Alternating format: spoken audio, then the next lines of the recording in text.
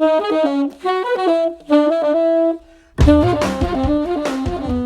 bienvenidos a Diálogos, soy Facundo Guadaño, me encuentro con Matías Suárez Holce junto al filósofo Miguel Ángel Quintanilla. ¿Cómo estás, Miguel? Hola, buenas tardes en España. Muy bien, encantado de estar con vosotros. Bueno, nosotros estamos muy encantados y muy agradecidos de que hayas aceptado esta entrevista.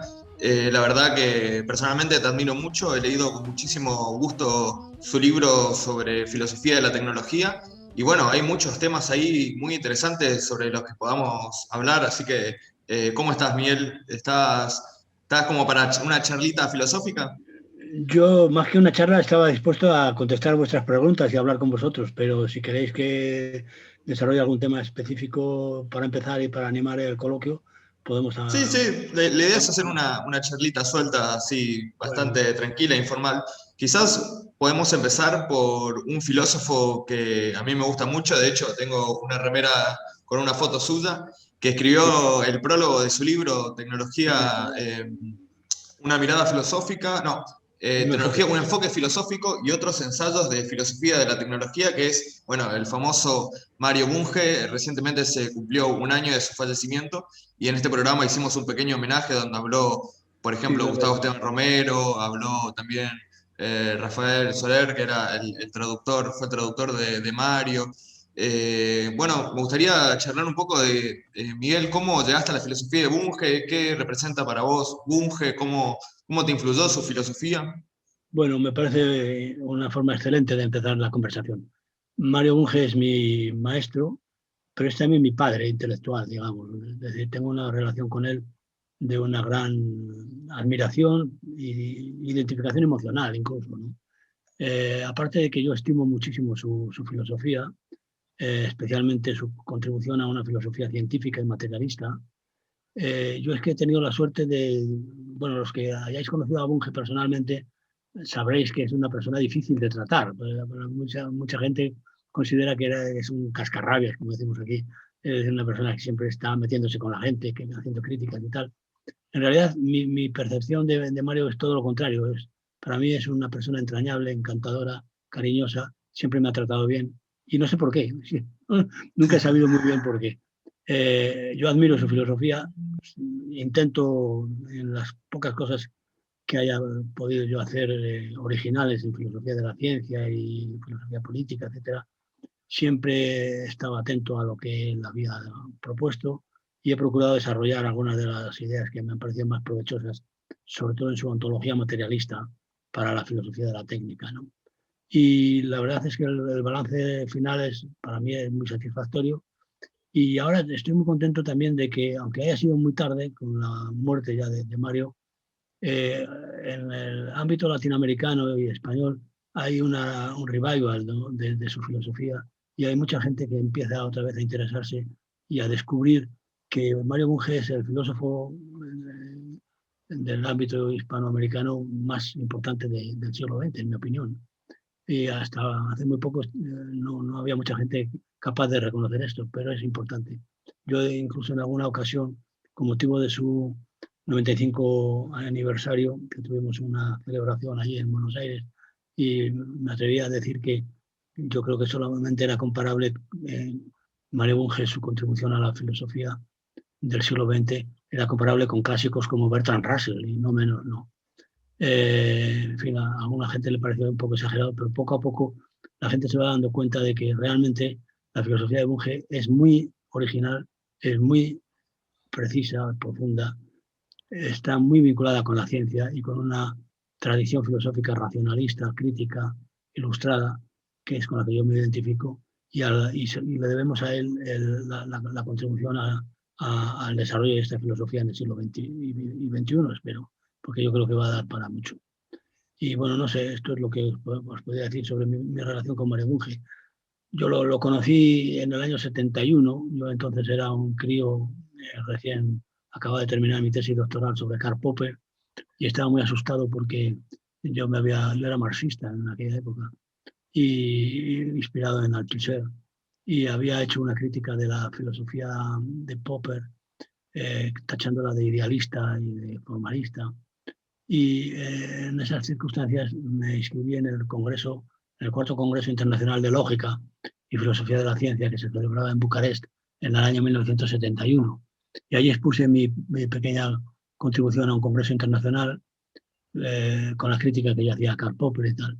Y en el programa vi que figuraba también una exposición de Mario Bunge, al que yo conocía por sus obras, la causalidad y la investigación científica que había estado manejando durante mi tesis doctoral. Entonces me acerqué a él, le saludé, le dije quién era. Él rápidamente me atendió, me hizo caso, me dio consejos y me trató como si fuera un discípulo suyo, un hijo suyo, ¿no? Y realmente aquello me influyó muchísimo a lo largo de mi vida, entre otras cosas porque me hizo sentirme mucho más seguro de mi propio pensamiento filosófico, porque vi que Mario Bunge, que era el organizador del primer homenaje internacional muy importante que se había hecho a Karl Popper, compartía también conmigo la crítica que yo hacía del idealismo de Karl Popper. Aquello me pareció insólito para un pobre doctorando recién escapado de la dictadura franquista, y que una personalidad como Mario Bunge me atendiera como me atendió y me ayudara y me hiciera tanto caso, me llegó al alma, ¿no? Y de ahí viene, yo creo, mi otra dimensión de mi relación con Mario Bunge, a la que hacía referencia antes. No solamente, digamos, estoy de acuerdo con su filosofía y la uso y la desarrollo en la medida que puedo, sino que además afectivamente me parece una persona entrañable, sin la que yo no entendería mi carrera filosófica, ¿no? No sé si queréis saber algo más sobre mí. No, la verdad me parecieron unas muy bonitas palabras, muy acorde. Me gustaría hablar de otro filósofo que también me gusta muchísimo, que bueno, fue compatriota suyo, Miguel Ángel, también falleció recientemente, y que creo que si bien tiene una filosofía diferente, ¿no? Es un autor bastante parecido en cierto sentido a Bunge en la forma en la que hace filosofía, una filosofía informada por la ciencia, y que me pareció llamativo que Mario en su prólogo le tira un ataque, ¿no? Le tira un golpe, que es Jesús Mosterín. No sé si tiene algunas palabras para Sí, describir a la filosofía o la obra de Jesús. Jesús Mosterín es también un gran amigo mío, de otra naturaleza y de otro nivel que Mario, entre otras cosas porque Jesús Mosterín es de mi propia generación, ¿no? Aunque desgraciadamente ha fallecido ya.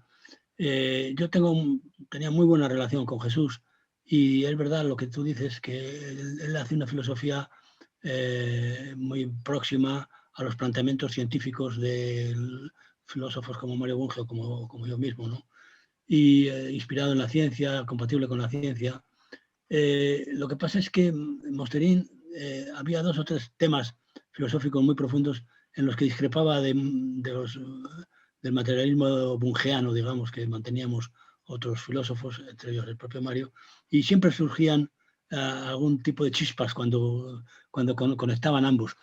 Por ejemplo, hay una cosa muy curiosa. En todos los homenajes que se le han hecho a Mario Bunge en los últimos años de su vida, que fueron pues 3 o 4 importantes, en todos ellos ha participado Jesús Mosterín, y en todos ellos ha comentado la filosofía de Bunge, la ha apreciado y la ha criticado en algunas ocasiones. Y en casi todos ellos Mario Bunge ha contestado airado, diciendo que Mosterín confunde lo que es una clase natural con un concepto puramente lógico-matemático, y algunas cosas, el concepto, por ejemplo, de especie en biología, y algunas cuestiones que siempre han discutido.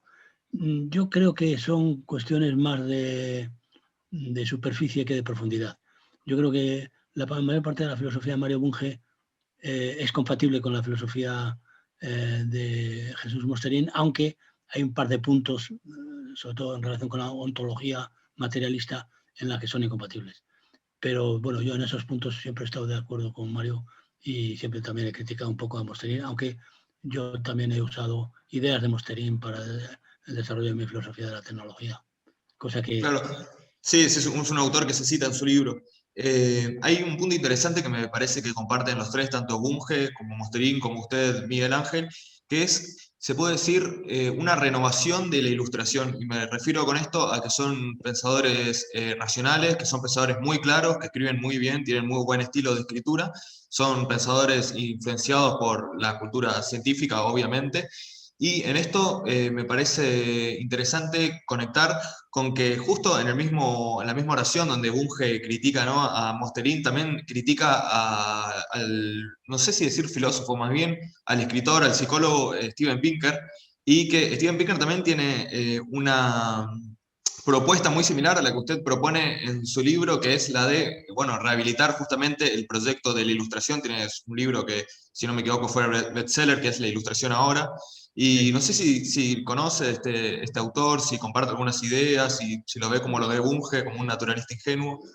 Sí, bueno, yo comparto con el diagnóstico que hace Bunge de ingenuidad naturalista en relación con la naturaleza de los problemas filosóficos que se plantean en relación con las ciencias sociales.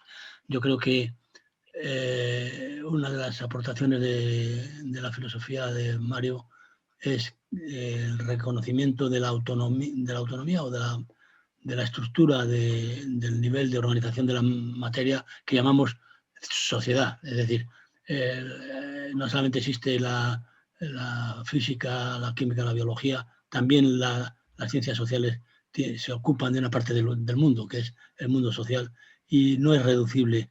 Los comportamientos sociales no son humanos, no son reducibles completamente a sus fundamentos biológicos. Son imposibles sin la infraestructura biológica, pero no son reducibles a la biología. Yo en eso estoy de acuerdo con Mario y creo que sí que es el naturalismo tiene un punto de ingenuidad. Lo que pasa es que es un punto muy atractivo para los filósofos, ¿no? Porque les permite ocuparse rápidamente de temas sociales desde una perspectiva que les resulta más segura y más confortable, como pueden ser las ciencias biológicas y físicas. Yo creo que no hay por qué preocuparse. Los filósofos científicos tenemos la obligación de dar cuenta también de la naturaleza de los hechos sociales como hechos propios, con una lógica propia y con una estructura propia que hay que desarrollar porque las ciencias sociales están menos desarrolladas que las ciencias naturales, ¿no? Pero no hay que desarrollarlas reduciendo las ciencias sociales a ciencias naturales, sino ampliando el ámbito del conocimiento de las ciencias sociales. Esa sería mi posición. Buenísimo, sí, sí. Bueno, conectado a esto, ya que estamos hablando de un psicólogo como Pinker, me llamó muchísimo la atención y me gustaría que cuente un poco sobre eso, que en el prólogo que le escribe Mario cuenta que pasó un tiempo trabajando con Piaget. ¿Cómo fue eso? Con Piaget. Con Piaget, sí, sí. Sí, bueno, en esa época en la que hablábamos antes de 1971, que fue el Congreso de Bucarest, que yo acababa de terminar la tesis, establecí contacto con la con el Centro de Epistemología Genética de Piaget a través de un amigo común, un filósofo español que estaba entonces trabajando en Ginebra, Miguel Sánchez Mazas. Y él me consiguió una invitación de Piaget para pasar una temporada con ellos. Y bueno, yo estaba recién terminada mi tesis sobre Karl Popper y estaba todavía decidiendo si me iba a dedicar a la filosofía o a la psicología genética, a la que yo me había acercado a través de los problemas filosóficos de la filosofía de la ciencia, ¿no? Y fue una experiencia muy interesante, aprendí muchísimo. Pude practicar el método experimental en psicología, me acuerdo de una famosa colaboradora de Piaget, polaca, Szymińska, que me enseñó, con la que yo iba a hacer entrevistas a los niños de las escuelas de Ginebra, las típicas entrevistas piagetianas en las que se preparaba un cuestionario que te permitía descubrir cuáles eran las estructuras de razonamiento infantil a cada edad, en cada etapa. Y yo esto estuve una temporada practicando con Szymińska y aprendí muchísimo de ellos. Aprendí sobre todo lo difícil y lo interesante y lo maravilloso que es la aplicación del método experimental a una disciplina humanística como es la psicología, de cierto modo, ¿no? Que es una disciplina científica, pero relativa a la realidad humana. Me pareció una experiencia muy interesante. Y cuando volví de aquella experiencia en Ginebra, en España me conseguí una beca que me permitió desarrollar un proyecto propio de investigación, del cual la verdad es que casi nunca hablo, porque no he vuelto a hacer más cosas de esas, pero era un proyecto muy bonito, que era sobre los factores socioeconómicos en el desarrollo intelectual de los niños. Como sabéis, una de las características de la teoría del desarrollo intelectual piagetiana es que es un desarrollo que sigue unas pautas universales en todo el mundo, que no depende de las condiciones socioeconómicas, sino de la propia estructura de desarrollo psicológico infantil, ¿no? Y yo tenía la impresión, con mi tradición, mi pozo marxista de pensador crítico, tenía la intuición de que no podía ser así, es decir, tenía que ser que las condiciones sociales tuvieran alguna influencia en el desarrollo, en la lentitud y velocidad, por lo menos, pero también en la forma del desarrollo intelectual de los niños. Entonces puse en marcha este proyecto de investigación sobre factores socioculturales, que fue muy bonito también porque apliqué unos test inspirados en la psicología de Piaget para medir el nivel de desarrollo intelectual de los niños y sobre todo la estructura interna del razonamiento infantil en distintas etapas y en distintos contextos socioeconómicos. Y bueno, salieron cosas muy interesantes. Lo más importante de todo es que, aunque se mantenía el carácter universal del desarrollo intelectual piagetiano, sin embargo, se podían detectar también alteraciones en el orden de algunas etapas parciales de ese desarrollo. Por ejemplo, algunos conceptos como el concepto de sustancia, el concepto de materia o el concepto de probabilidad, el concepto de combinación. Son distintos tipos de conceptos que van más asociados a distintos ambientes culturales. Por ejemplo, los niños de una región muy atrasada, de carácter rural, que había aquí cerca de Salamanca, donde yo trabajo, que ahora ya no es una región atrasada, sino normal, pero en aquella época, hace 40 y tantos años, era una región muy atrasada. Los niños de las escuelas que yo entrevisté habían descubierto ideas como la permanencia de la sustancia, de la materia, la conservación de la materia, mucho antes que los niños de las ciudades, que sin embargo entendían mucho mejor la permutación de probabilidades en juegos de combinatoria. Eran dos tipos de operaciones intelectuales que se correspondían con el mismo nivel de desarrollo intelectual, pero cuyo orden de desarrollo variaba en función de las condiciones socioeconómicas. Eso me pareció un hallazgo interesante, lo publiqué en la revista española de psicología, pero la verdad es que no volví a ocuparme de eso porque a partir de ahí me empezó a interesar cada vez más los aspectos puramente filosóficos de la epistemología de Bunge y de Popper, etc. Y entonces dejé a Piaget un poco abandonado. Bueno, resulta... Está para buscar ese estudio y leerlo. ¿Perdón? ¿Sí, Facundo? No, que bueno, resulta muy interesante. Estaba a punto de decir lo mismo que iba a decir Matías, que estaba para buscar ese estudio y leerlo, resulta un aporte muy interesante. Pero justamente a la hora de emprender una tarea filosófica, Miguel, lo que me gustaría saber es por qué es correcto, por qué consideras correcto emprender, digamos, una tarea filosófica con un abordaje sistémico. ¿Por qué crees que es el mejor de todos los abordajes o el más apropiado?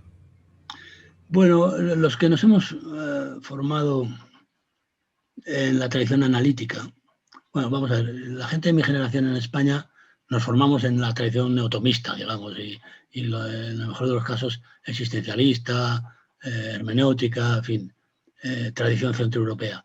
Pero a partir de los años 60 y tantos, 70, empezó a influir mucho en la filosofía española la filosofía analítica, de raíz anglosajona, aunque con origen en el positivismo lógico de Viena. Y eso influyó muchísimo en mi generación, que hizo que muchos de mis colegas y yo mismo pues, nos entrenáramos en un marco filosófico de inspiración analítica. Lo que es característico de la filosofía analítica es que en vez de intentar resolver mediante grandes teorías metafísicas todos los grandes problemas de la humanidad, los filósofos se restringen a analizar los supuestos de las teorías filosóficas vigentes para ver su fundamentación o su no fundamentación. Es decir, se trata de sustituir la labor de síntesis filosófica por una labor de análisis lógico-lingüístico que desmonta, digamos, las teorías filosóficas. Bueno, a partir de aquí, el problema que nos encontramos es que no es suficiente para lo que se espera de un filósofo, es que no solamente que aclare la racionalidad de un conjunto de valores morales o de un conjunto de hipótesis científicas, sino que también proponga teorías filosóficas dignas de capaces de resolver problemas filosóficos planteados por las ciencias, la política, la moral, la sociedad actual. Y entonces surge la necesidad de volver a una filosofía con vocación de síntesis, es decir, de creación de teorías, no solamente de análisis. Y de ahí la importancia de la noción de sistema. Es decir, los sistemas filosóficos estaban mal vistos en mi generación porque habíamos heredado la idea de sistema filosófico de la filosofía centroeuropea, hegeliana o peor todavía, de la tradición filosófica centroeuropea escolástica, digamos, ¿no? Medieval, los grandes sistemas filosóficos. Frente a eso, la crítica del positivismo lógico desmontó todas esas pretensiones, sustituyendo la filosofía sistémica por filosofía analítica, pero los que ya tuvimos la oportunidad de asimilar los métodos y los resultados de la filosofía analítica, también pudimos echar en falta la necesidad de volver a recuperar la capacidad de construir teorías filosóficas de carácter sistemático, no solamente analítico. Y esto es un poco la importancia que tiene la noción de sistema en filósofos como Mario Bunge, cuya declaración explícita desde el principio es que está dispuesto, que quiere crear un sistema filosófico alternativo de carácter científico, pero sistemático, no solo analítico, que es lo que se ha plasmado en su magna obra Treatise on Basic Philosophy, que ahora se está traduciendo al castellano, como sabéis. Se me acaba. Perdón. Otro aspecto muy interesante de su forma de hacer filosofía, y que Bunge lo menciona, es que usted trabajó en tecnología de primera mano a la hora de abordar el problema filosófico de la tecnología, es decir, en la construcción de circuitos, en la producción, digamos, en primera persona. Sí, a él le impresionó mucho eso una vez en casa, aquí visitándome en Salamanca. Estuve en mi casa y le presenté a mis hijos y tal. Y le enseñé lo que estaba haciendo. En aquel momento yo estaba haciendo un robot de juguete, digamos, pero un robot de verdad, es decir, con un sistema de un controlador. Bueno, estoy hablando de hace 30 años, con lo cual, en fin, la cosa era bastante novedosa. Y yo creo que le impresionó mucho, porque en aquel momento no me dijo nada, pero luego lo hizo referencia a ello en el título, en el prólogo y en varias ocasiones.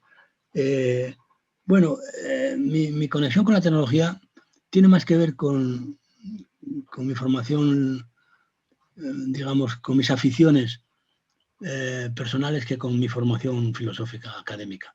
Los filósofos en España solo ahora hemos empezado a estar en relación con los ingenieros y con los informáticos, solo ahora cuando ya no hay barreras casi entre la ingeniería y las humanidades, pero hasta hace muy poco la formación de un filósofo en España no tenía nada que ver con la tecnología.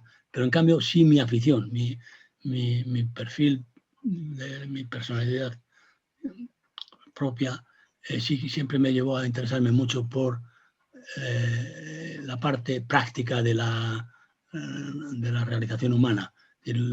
Para mí siempre los individuos humanos se caracterizan porque son animales capaces de hacer cosas nuevas. Y eso es muy importante en mi percepción de la realidad humana. Y por eso me interesó mucho la filosofía de la tecnología, aparte de las influencias que recibí de algunos autores, uno de ellos al que quiero mucho también, que es Carlos París. Carlos París murió ya hace unos años y fue quien dirigió mi tesis de licenciatura, que fue sobre los manuscritos económico-filosóficos de Carlos Marx. Y al mismo tiempo, por la misma época, Carlos París publicó un libro, Tecnología y Existencia Auténtica, que era un libro de filosofía de la tecnología, aunque hecho desde una perspectiva más existencialista y orteguiana que analítica, ¿no? Pero ambas cosas me influyeron bastante, me hicieron interesarme por la filosofía de la técnica, y luego mi conocimiento de Mario Bunge y de sus aportaciones a la filosofía sistémica basada en la ciencia, compatible con la ciencia y con la tecnología, completaron el marco de ideas que yo necesitaba para desarrollar la filosofía de la tecnología. Pero la razón de mi interés por la tecnología es, si quieres, por un lado biográfica, es decir, siempre me gustó hacer cosas más de filosofía de los makers que de los tecnólogos. Si hubiera que clasificarme, yo sería más, con terminología actual, encajaría más en un maker que en un tecnólogo, ¿no? Pero los problemas filosóficos que se plantean en relación con hacer cosas nuevas con las manos, hacer cosas nuevas con la materia, con los artefactos, tienen más que ver con la filosofía de la tecnología en general que con otra cosa. Si bien tu formación, ¿no? tu inspiración para hacer filosofía de la tecnología es más bien de la filosofía exacta, ¿no? La filosofía científica, el rigor, el uso de herramientas formales, la formalización, ¿sentís que te inspiró de alguna forma o que influyó en tu visión filosófica sobre la tecnología el famoso ensayo de Ortega y Gasset, tantas veces citado en tu libro, que es más bien de una corriente más literaria, más, no sé si más continental, por decirlo de alguna forma? Sí, pero es la parte buena de la filosofía continental. Ortega y Gasset, sí, yo lo admiro mucho y me ha influido mucho. Y hay 2 o 3 párrafos de Ortega y Gasset que cito en todas partes porque explican muchas de las cosas que yo quiero hacer en filosofía de la tecnología. Es verdad que la filosofía de Ortega era más ensayística que rigurosa, más, digamos, literaria que sistémica, pero las intuiciones básicas que hay detrás de su filosofía son muy útiles y muy provechosas. Mario Bunge también las admiraba y es el único filósofo continental que se ha ocupado de temas de ciencia y tecnología al que Mario Bunge, cuando cita, no critica. A él y a su gran amigo Ferrater Mora, que también es una personalidad muy parecida, es un filósofo de inspiración, de formación clásica centroeuropea, pero abierto a la filosofía contemporánea y a la ciencia y a la racionalidad y a la filosofía comprometida con la ciencia. Sí, esto es verdad. Hay una cosa muy interesante que aprovecho para contaros. Un antiguo colaborador mío, por cierto, compatriota vuestro, no sé si nos escuchará, Martín Parcelis, perdón, Diego Lauler. Diego Lauler estuvo aquí en Salamanca 3 años trabajando conmigo y hace poco ha publicado un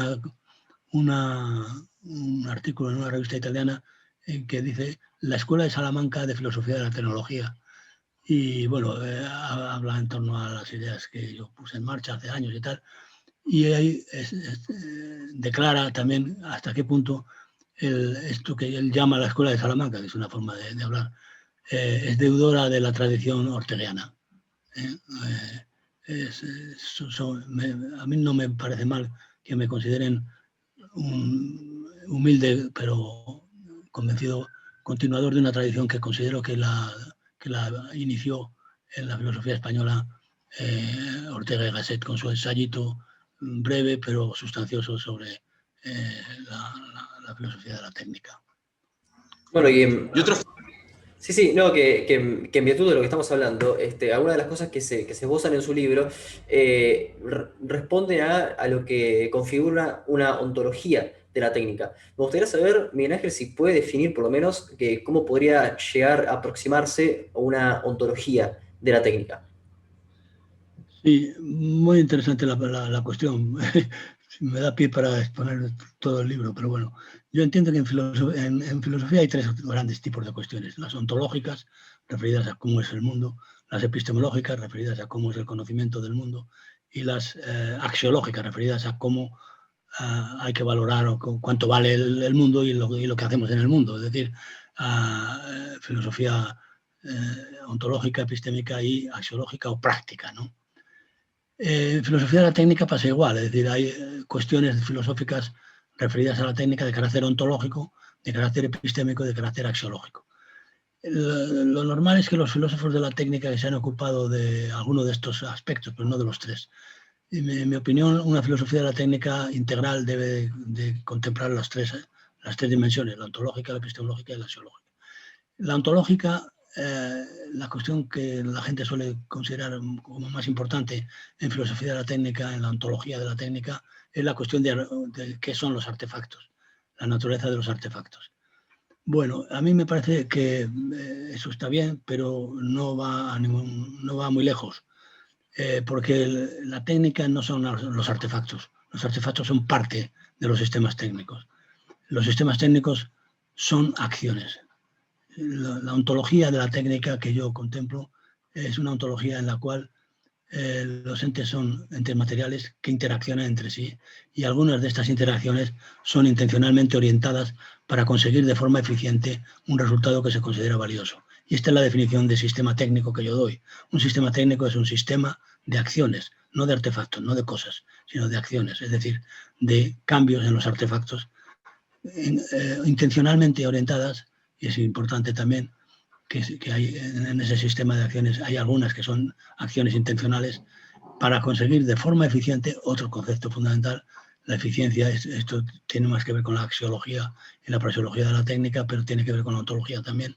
La eficiencia es el valor de la técnica equivalente a lo que la verdad es el valor de la ciencia, para conseguir de forma eficiente un resultado que se considera un resultado, es una cosa también, es una parte de la ontología de la técnica, que se considera valioso, útil, dicen algunos. Valioso vamos a dejar porque puede no ser útil, pero ser valioso por alguna otra razón. Y entonces, bueno, mi aportación fundamental a la filosofía de la técnica es proponer que la ontología de la técnica es una ontología de las acciones técnicas más que de los artefactos. Eso es muy interesante. Y en cuanto a la epistemología, ¿no?, de la técnica, la rama de la filosofía que se encarga, ¿no?, de la teoría del conocimiento, hay un tema que me interesa mucho, que es el uso o el concepto de tecnociencia, que es muy polémico. Por ejemplo, Bunge critica mucho este concepto. Recuerdo en el libro de un autor que también usted cita y que estuvo en este programa, que es Broncano. En el libro de Broncano, donde es una compilación, ¿no?, de ensayos de filosofía de la técnica, hay uno de los autores, uno de los que publicó un artículo donde se defiende el uso de la palabra tecnociencia y plantea más o menos que la ciencia y la tecnología son tan cercanos que no habría una diferencia clara entre ellas. ¿Qué opinión tiene de esta idea y de este concepto? Bueno, la palabra tecnociencia es una cosa muy exitosa y está muy bien. Y yo al final ya no me resisto a usarla porque es inevitable. Es un hallazgo lingüístico. Pero conceptualmente yo estoy de acuerdo con la crítica que hacía Bunge. La expresión tecnociencia proviene de la filosofía de Latour y de Bulgar y de esta gente que desarrollaron esta visión, digamos, eh, posmoderna de la ciencia y de la tecnología actuales. ¿Cuál es el problema fundamental?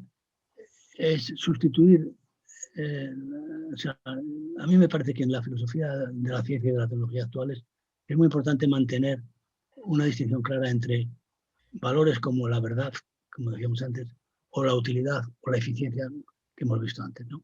El valor de la verdad es algo que tiene que ver con la ciencia, o de otra forma. La ciencia es un tipo de actividad humana, intelectual, cuyo objetivo es aumentar el conocimiento verdadero acerca de la realidad. Punto. En cambio, la tecnología no tiene por objeto aumentar nuestro conocimiento verdadero de la realidad, sino conseguir cambiar la realidad de forma eficiente para que satisfaga nuestros deseos. Y esto puede ser usando conocimientos científicos avanzados o conocimientos empíricos triviales y vulgares. Puede conseguirse usando grandes teorías científicas de un elevado contenido especulativo y científico, o grandes tradiciones de empirismo técnico que te ayudan a hacer cosas de forma eficiente sin necesidad de acertar en las razones por las cuales las haces así. Quiero decir que la ciencia y la técnica responden a conjuntos de valores completamente diferentes. ¿Qué pasa con la tecnociencia?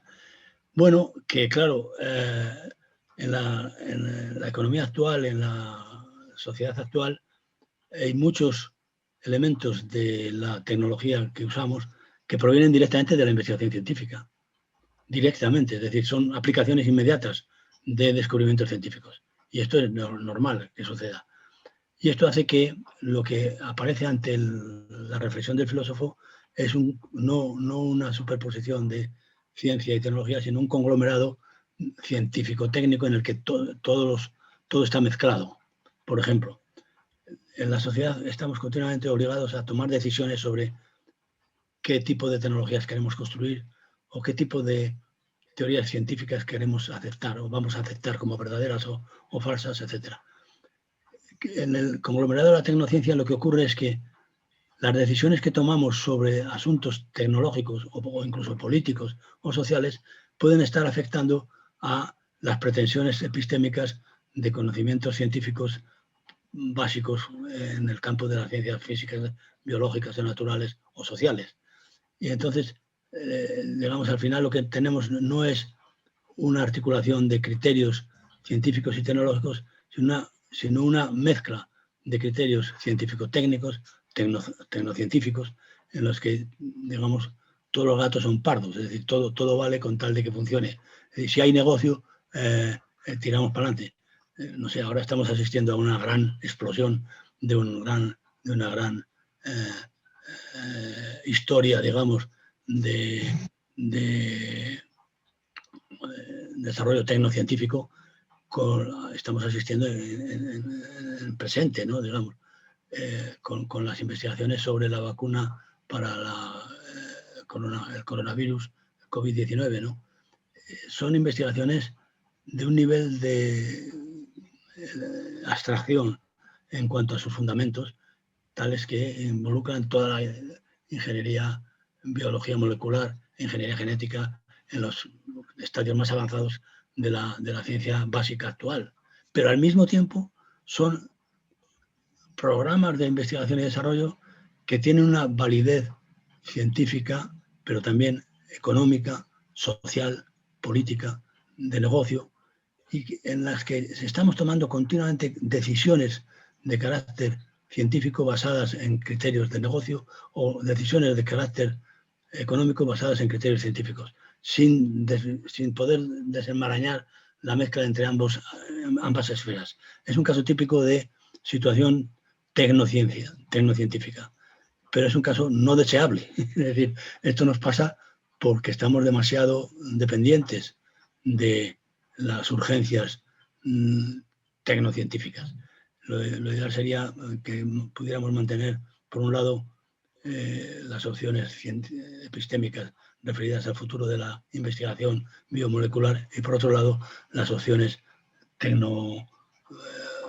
praxeológicas o morales referidas al futuro del uso de esos conocimientos científicos para la construcción de soluciones técnicas alternativas a la situación en la que nos encontramos. Es decir, uso de la ciencia para mejorar la tecnología, búsqueda desde la tecnología de soluciones científicas, pero no un único conglomerado científico-técnico inseparable en el que criterios epistémicos relativos a la verdad o al valor de una teoría sean sustituidos por criterios de utilidad del valor económico de una tecnología. Bueno, en ese sentido, a mí lo que me gustaría distinguir es, por supuesto, una distinción que está hecha en el libro, que es la distinción entre tecnología y técnica. Quisiera, por favor, Miguel Ángel, que desarrolle un poco, porque quizás lo estamos dando como por sentado y bueno, no es algo tan claro. Sí, hay varias formas de entender la diferencia entre tecnología y técnica.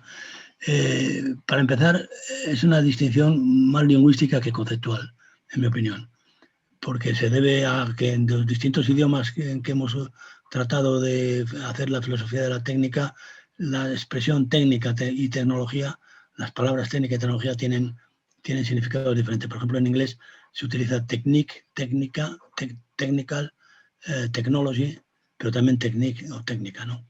Y en francés, technique, en español, técnica y tecnología. Yo en mi libro lo que hago es al final proponer una convención. Y miren, vamos a bueno, por ejemplo, Ortega, vuelvo para atrás, Ortega distinguía entre la técnica empírica o del azar, técnica del técnico y técnica artesanal, ¿no? Entonces, lo que él llamaba técnica del técnico es lo que nosotros llamaríamos tecnología, es técnica basada en el conocimiento científico. Bien, mi propuesta es puramente convencional. Usemos la palabra técnica en un sentido genérico. Todas las tecnologías son técnicas, Todas las técnicas son técnicas. Las técnicas sociales son técnicas. Las técnicas físicas son técnicas. Técnica es un concepto genérico. Una técnica, un sistema técnico es un sistema de acciones intencionalmente orientado a la transformación de objetos concretos para conseguir de forma eficiente un resultado que se considera valioso. Punto. Ahora, hay distintos tipos de técnicas y dentro de las familias o tipos de técnicas nos hemos acostumbrado a distinguir la familia de las tecnologías como aquellas técnicas que se caracterizan porque están basadas en conocimientos científicos y son generalmente diseñadas para una utilidad o uso industrial. Es decir, están incorporadas al mundo industrial y basadas en el conocimiento científico. A eso es a lo que llamamos tecnología. Si a alguien no le gusta la denominación, que lo llame como quiera, pero no confundamos el concepto genérico de técnica. Las tecnologías son técnicas, pasa que son técnicas basadas en el conocimiento científico y de utilidad industrial. Bueno, es la verdad que es muy, muy claro y muy precisa las definiciones y eso se valora muchísimo, ¿no? En una época donde parece que los filósofos cada vez son más oscuros y más difíciles de entender. Así que, bueno, Miguel Ángel, agradezco que mantengas esta tradición de la claridad y el rigor, ¿no?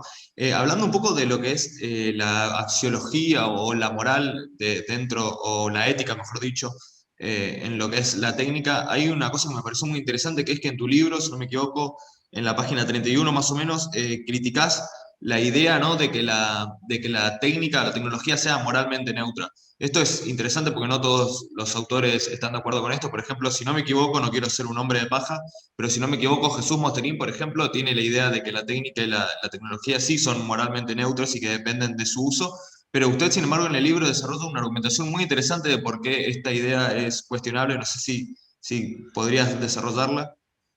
Vamos a ver, es un tema complicado, ¿no? Pero básicamente mi idea sobre este asunto es el siguiente. Hay técnicas que son moralmente neutras, pero en general el desarrollo de la técnica requiere una opción moral. Es decir,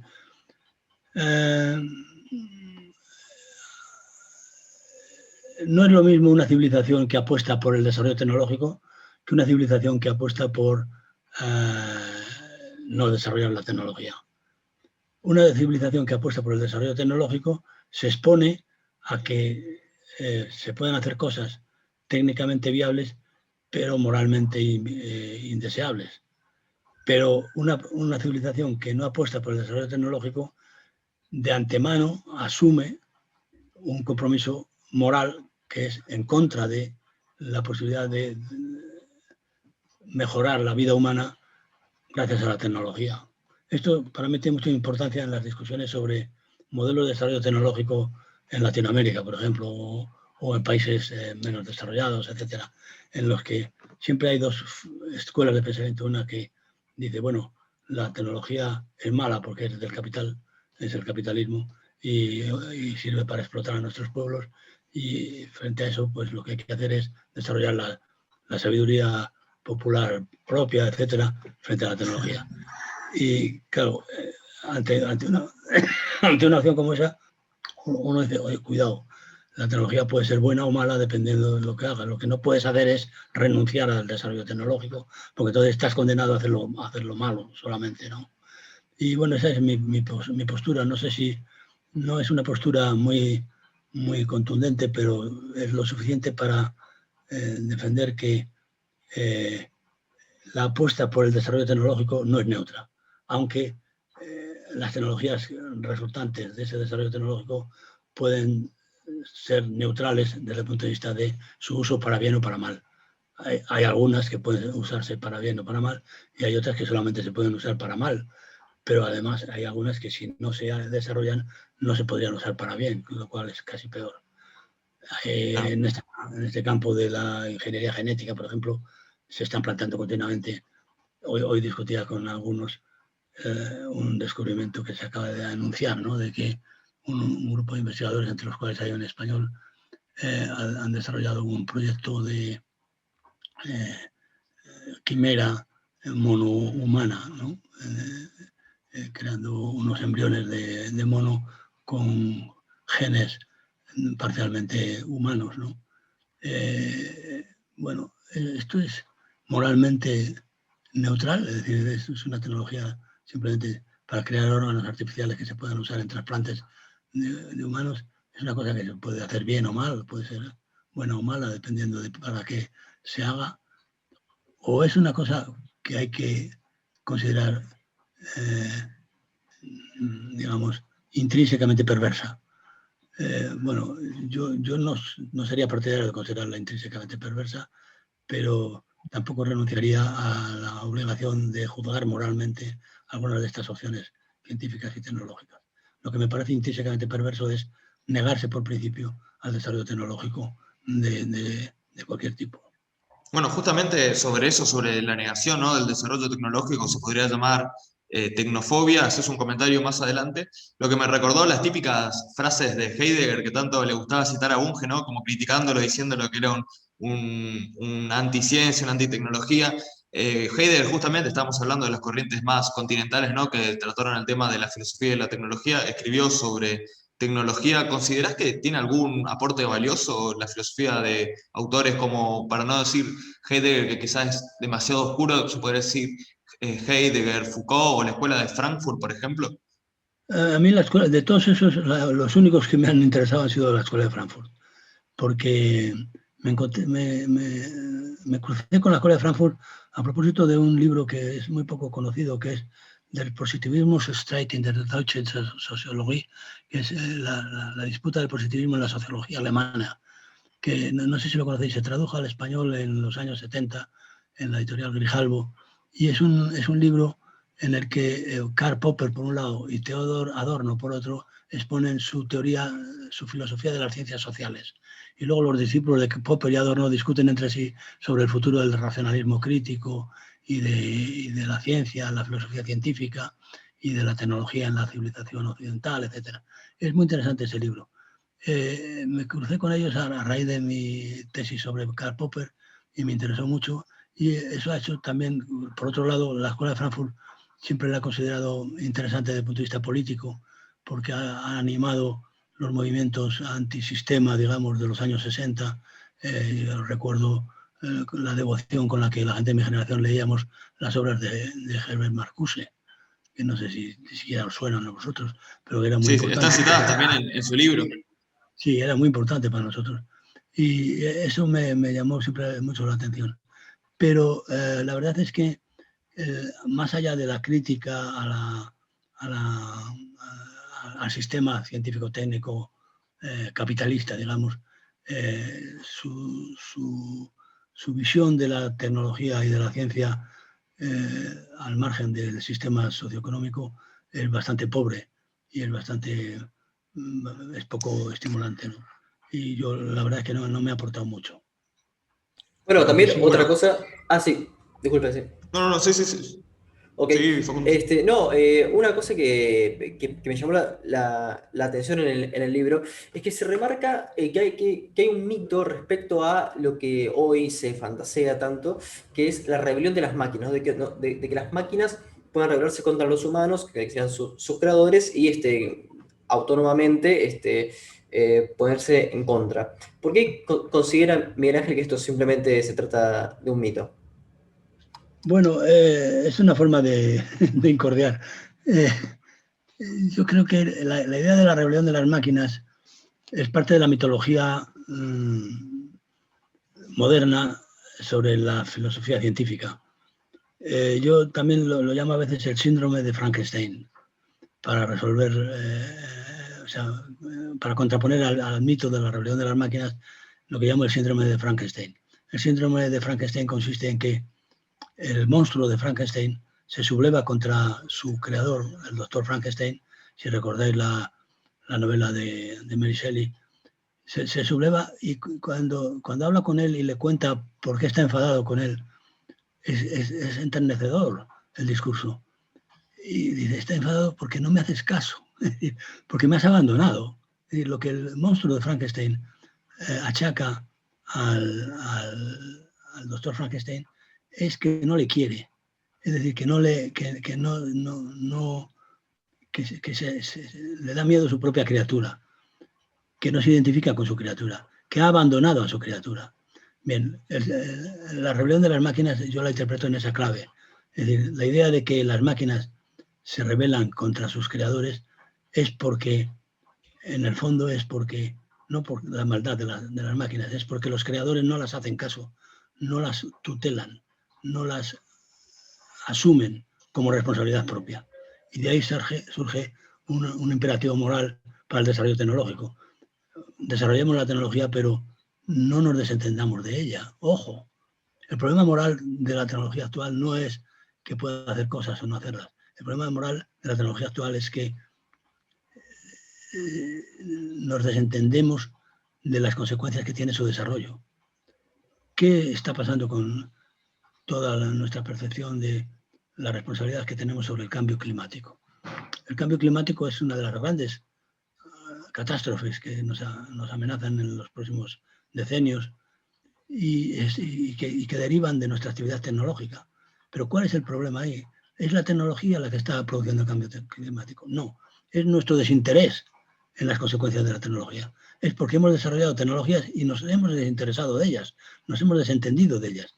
Ahora estamos recuperando la autoconciencia, estamos pensando que no basta con hacer automóviles, hace falta que los automóviles no contaminen, no basta con hacer grandes ciudades, hace falta que las ciudades permitan la movilidad sostenible, no basta con crear grandes superficies de soja para alimentar a la ganadería del mundo entero, hace falta que esas superficies sean respetuosas con el medio ambiente y que no alteren, que no generen cambios climáticos como consecuencia, etc. Es decir, la responsabilidad por el desarrollo tecnológico es la cuestión fundamental y es lo que está detrás de la idea esta de el mito, combatir el mito de la rebelión de las máquinas. Claro. Hay algo muy interesante en tu formación, Miguel Ángel, es que vos reconoces haber sido marxista. No sé si todavía, eso es lo que me interesa saber, ¿no? Si todavía seguís teniendo o compartiendo algunas ideas marxistas o alguna visión política, económica marxista, o por lo menos de izquierda o socialista, si se quiere, ¿no?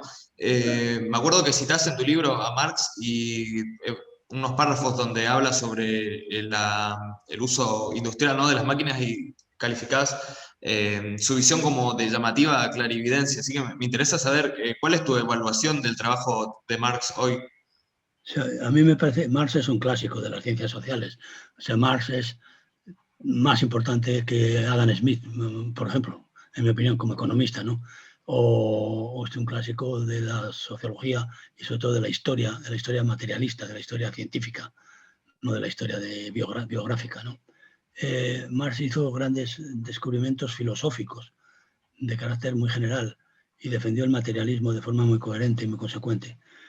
Pero lo que llamaríamos hoy una ciencia de la historia es algo que puede inspirarse en algunas cosas que ha hecho Marx, pero no en la filosofía marxiana en general. Es decir, me explico.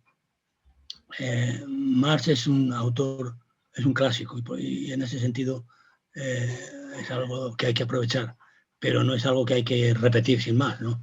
Si quieres hacer ciencias sociales tienes que ser coherente con descubrimientos que hizo Marx, pero como por ejemplo el concepto de explotación del trabajo, que es muy importante para entender la dinámica interna de las sociedades capitalistas complejas, pero no limitarte a repetir el catecismo marxiano, ¿no?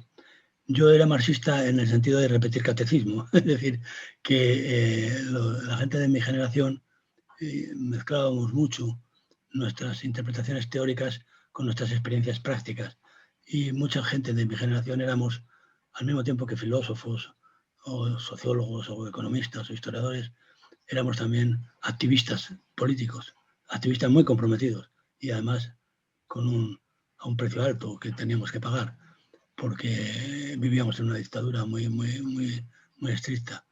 Entonces, era muy difícil en esas circunstancias distinguir entre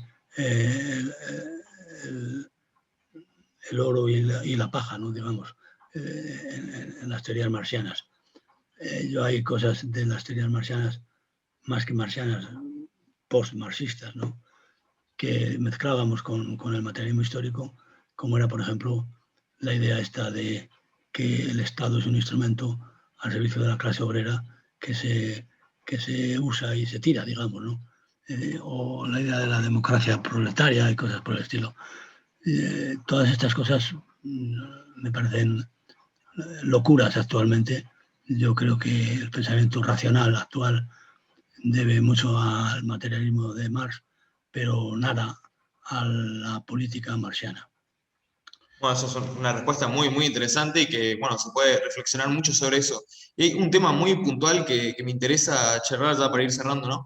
Estuvimos hablando de Marx, se podría pasar a hablar un poco de las izquierdas contemporáneas y estuvimos hablando de tecnología, así que es un punto que no se puede ignorar. Es la relación compleja, se puede decir, paradójica que tiene la izquierda actual, ¿no? Con las tecnologías, y hay dos principalmente que son muy interesantes por la oposición que tiene la izquierda y que, bueno, tiene también el aval de muchos científicos, diría la mayoría de los científicos y de muchísima de la gente que trabaja en tecnología, que son la energía nuclear y la biotecnología, principalmente vinculado, ¿no?, a los transgénicos, ¿no? Hay una especie de pánico con los transgénicos, ahora ya no tanto, pero antes sí, de la izquierda. Estuvimos hablando antes en este programa con el bioquímico Mulet, no sé si lo conoce, es Sí, un sí. escritor y un divulgador sobre biotecnología. Y bueno, también estuvimos hablando de esto, ¿no? Del pánico que tuvo ciertas izquierdas o ciertos sectores progresistas, pánico irracional, según nuestra perspectiva, ¿no?, con la biotecnología. ¿Cómo ves la relación de las izquierdas con estas dos tecnologías tan polémicas, ¿no?, la energía nuclear y la biotecnología? Bonita cuestión y muy complicada, muy complicada.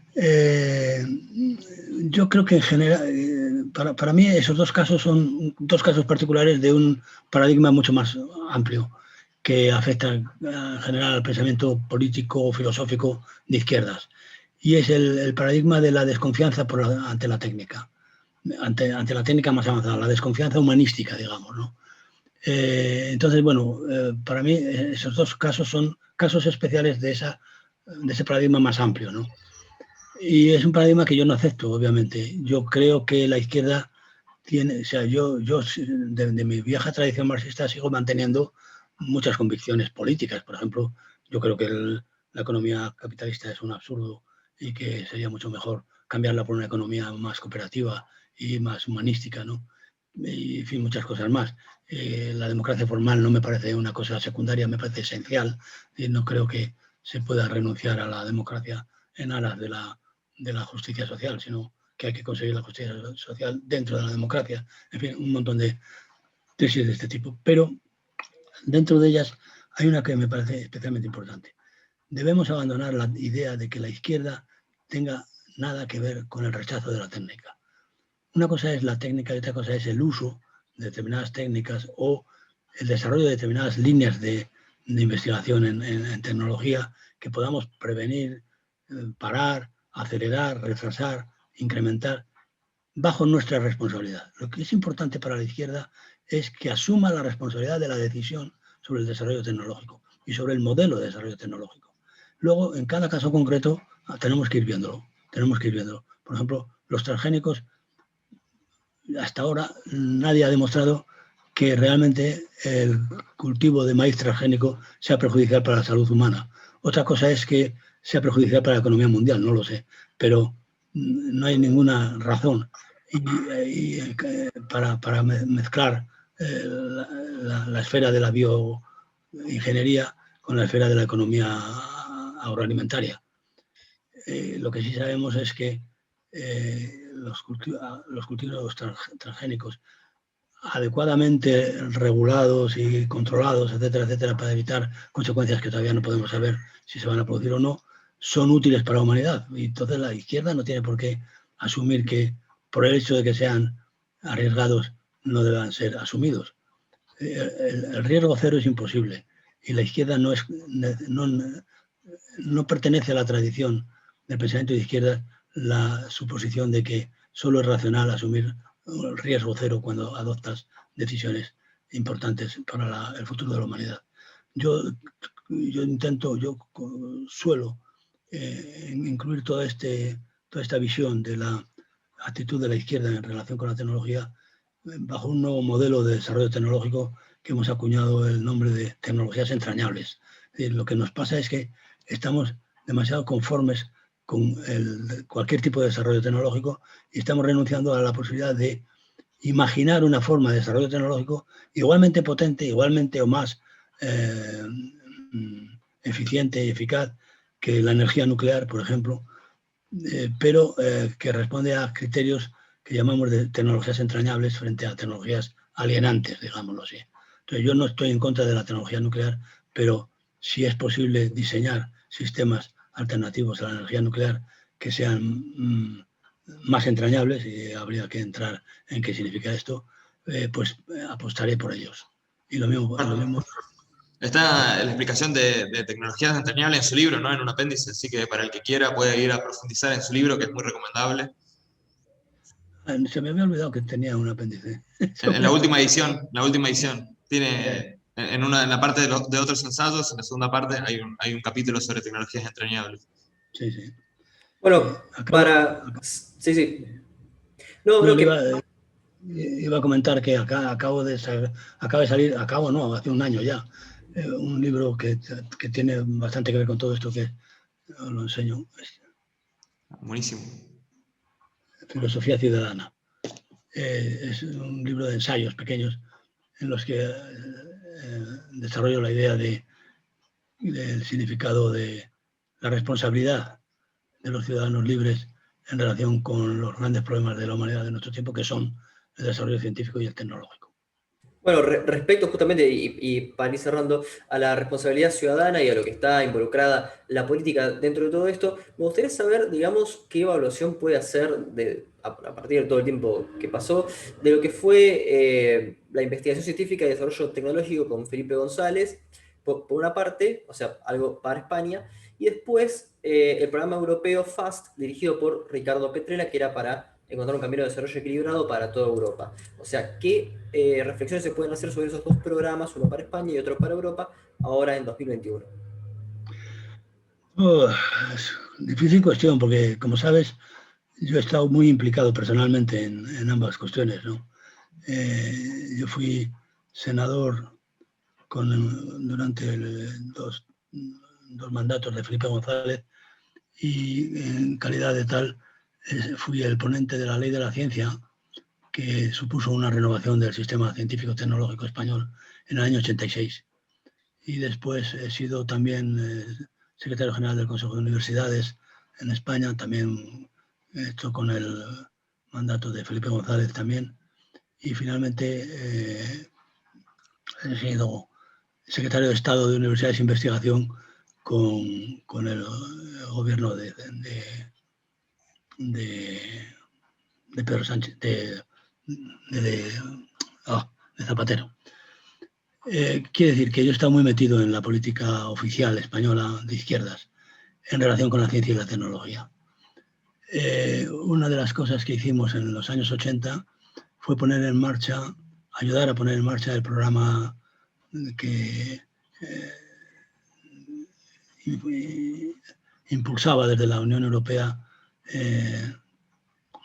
algunos grandes teóricos prácticos de la política científica, como Ricardo Petrella, ¿no? Yo colaboré con él, no muy íntimamente, porque yo era miembro del Parlamento Español y él era miembro de la Comisión Europea, pero sí colaboramos mucho en la difusión de la idea de la responsabilidad social y política sobre el desarrollo científico y tecnológico en Europa. Fue una época dorada para Europa y yo diría sobre todo para España.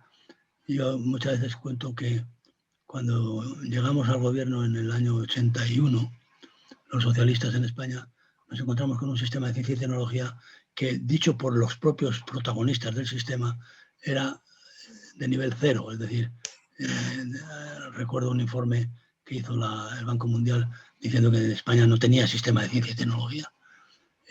Al cabo de unos años pusimos en marcha un sistema de política científica que permitió mejorar muchísimo la posición de España en el mundo en relación con la ciencia y la tecnología. Y finalmente, en los últimos años en que participé en la política activa, que fueron el año 2007 a 2009, 2007 y 2008, pues yo siempre digo, en plan, en fin, no de exagerar, sino de de presumir un poco, que fueron los años en los cuales más gasto público se hizo en toda la historia de España, de ciencia, más gasto público en ciencia y tecnología que se hizo en toda la historia de España desde los tiempos de los Reyes Católicos. Y es verdad, es decir, realmente fueron años impresionantes para el desarrollo científico-técnico español. De manera que yo eso lo valoro de una forma muy, muy parcial, porque ya he estado muy metido en eso, pero muy positiva. Y yo creo que en el futuro, ahora llevamos unos cuantos años muy malos, pero yo creo que se va a recuperar después de la pandemia esta. Vamos a encontrar nuevas formas de impulsar la cultura científica y tecnológica, impulsados en estos momentos además por la necesidad económica y social, y no solamente por la voluntad política, sino porque la sociedad está cambiando de forma radical y está viendo que la ciencia no es un lujo, sino que es una herencia histórica que tenemos y que tenemos que celebrar que la tengamos, pero que tenemos que mantenerla viva, porque si no, cualquier día nos viene otro virus y nos borra del mapa, ¿no? Yo creo que esa es la situación. Se progresó mucho en aquella época, pero ahora vamos a progresar mucho más. Bueno, para mí que podemos ir cerrando, la verdad que te agradezco, Miguel Ángel, estuvimos hablando muchísimo tiempo y bueno, es un tiempo muy valioso y agradezco muchísimo que te hayas sumado a esta propuesta. Bueno, siempre que terminamos un programa de diálogos, ¿no? Pedimos, sugerimos, ¿no? Al invitado que recomienda alguna canción que le guste, que se siente identificado, es así algo improvisado, la idea es no pensarlo de muchísimo, sino alguna canción que se te haya quedado pegado, que signifique mucho para vos, así los oyentes pueden escucharla. En fin, no soy una persona muy melómana, pero ya que me ofreces la oportunidad, te diré que así espontáneamente lo que se me ocurre es una canción muy, muy poco moderna, que es la Internacional Socialista. Buenísimo. Que está Bueno, muy Excelente. fuera de todas las corrientes de la moda actual, pero yo creo que merece la pena. A mí es una de las pocas canciones que todavía me suscitan emociones cuando la oigo. bueno, entonces cerramos con el Internacional Socialista. Miguel Ángel, te agradecemos por tu tiempo. Como dijo Matías, es realmente valorable todo lo que estuvimos hablando. Y bueno, esperamos tus próximos trabajos y bueno, quizás tengamos otro encuentro en diálogos. Bueno, muchísimas gracias a vosotros. Lamento los problemas de agenda que os he causado cambiando fechas y horas. Espero que la próxima vez, que será dentro de 50 años, podamos estar ya mejor entrenados para utilizar las agendas electrónicas y sea más fácil todo. Pero lo he pasado muy bien. Me ha parecido muy interesante vuestras preguntas. No sé si no me arrepentiré de alguna de las contestaciones que he dado, pero en todo caso, bienvenidas sean vuestras preguntas y adelante con vuestra empresa de diálogos filosóficos, ¿vale? Muchísimas gracias. Y bueno, quiero, por último, ¿no? Agradecerte que hayas elegido el Internacional, sobre todo porque me imagino que es una canción sin copyright, así que no vamos a tener problemas con YouTube. Y si tiene copyright, no debería, pero bueno. No debería. Si tiene copyright, debéis violarlo. Okay. Bueno, muchísimas gracias, Miguel Ángel, y que tengas un hermoso día. Saludos. Gracias, adiós. Adiós.